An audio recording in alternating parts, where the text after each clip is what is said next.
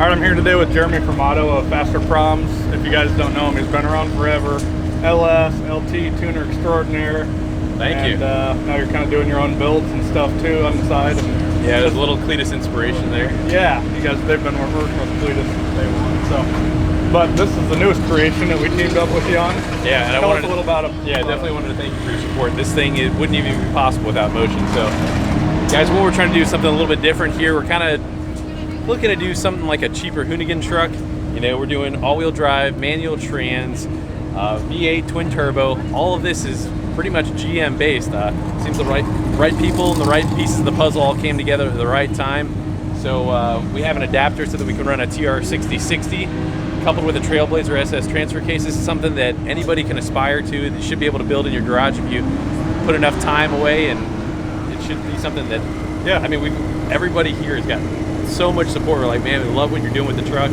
It's like, it's so outside the box. I mean, we really want to be able to do something that's not just a drag truck, but so much more than that. And it's so relatable because you're kind of doing it a little bit budget and a little bit, you know, you're documenting the install. And why I like Jeremy's channel, Faster Proms on YouTube. It's so cool because he kind of goes through it. He talks about it. He has experience. He shares the tips and stuff he's learned over the last like 20, 30 years. So I really enjoy watching this channel personally. So I think it'll be cool for you guys to check it out. This truck's just getting going, man. It's going to be so gnarly. Yeah, we get pretty detailed, pretty geeky and nerdy with all our detail in there. So yeah, but if you're building a car. Yeah, we get so many different angles that we're trying to hit with it. I mean, anything from aerodynamics to thermodynamics. We got so many things we're trying to do to keep heat and balance. And we actually moved the engine back 9 inches so that all the weight is more centralized. Pretty much all the flaws of what you would have with the truck, we're trying to address all these flaws. Even despite this thing not being that aerodynamic, we got plans for that too. And what's even cooler is it's a Gen 5, so we're big on the Gen 5, you're big on the Gen 5, absolutely. And you're doing DI only pretty much on this thing, right? Yeah. So that'd be fun to watch how far you push that. Yeah, man, I'm really, really stoked with it. I mean, nobody else is doing something that, like, ideally if we can get this thing to run like a 9.0 or just kissing the 8s, but yet still be able to take it out on the road course and do autocross stuff with it. I mean, that's really what we're trying to do, is have that triple threat. Still something totally streetable, not purely drag, but something that can do all of it well. Yeah, it's awesome. A big thing that guys don't do with the DI stuff is crank up the pressure, the commanded pressure, because you have proportional and integral, you know, for controlling the high pressure. We found out there's only 2 fuel pumps. So you have the LT1 and the LT4. We were a little worried that the trucks might have something that's less.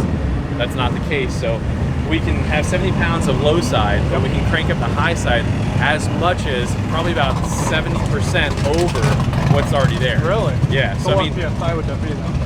On this one, I have to check, but it would probably be like 3,400, and then on an LT4, maybe somewhere like 4,200, 4,300. Wow. And because I look at megapascals, so like factory it's 15 megapascals, we can go. I think it's about 23, so maybe like 65%, something like 60%. But it's a huge jump because a lot of people are like, hey, I can't get what I need, so I got to go to, you know, port fuel injection. That's not the case at all. You can definitely push this really, really, really hard. How far do you think you can push that? I don't know yet.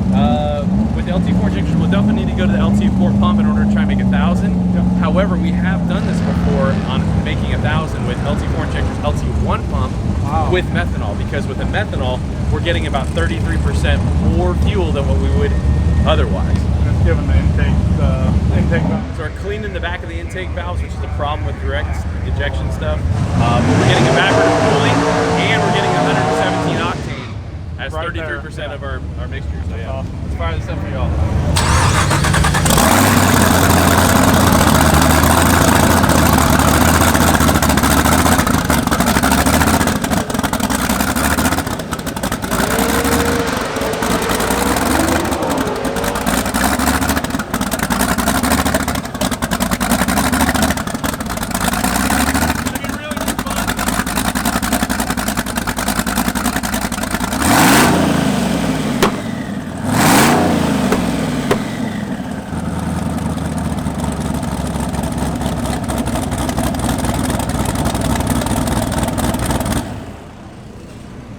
Obviously we did it as much as we possibly could do. I mean, we actually even delayed our trip up here a day so that we could get this done, well, crankable to this position. So, but yeah, I mean, it's just a re-ring 5.3, and We did some fly cutting on the pistons. This is a very large cam for a 5.3. Normally you couldn't run this, but it's a 226 240. But I want to say, what was it, like 6? Okay, yeah, something like that. And but just normally on the 5.3s, your piston to valve is so much less because of the dome of the piston. So normally they're 11 to 1. We should be roughly about 10.2, but that's only because we machined that much out of the piston. Yeah, we were going to put a thicker head gasket in there, but that didn't happen. So we just did it all with that. So. Man, super excited about this build. Thanks for Definitely, letting us be involved. Yeah, for sure, man. Definitely want to get a lot of attention with it. So have you guys known for more than just drag racing stuff. We want to have Motion known for doing some serious road course stuff too, man. Cool.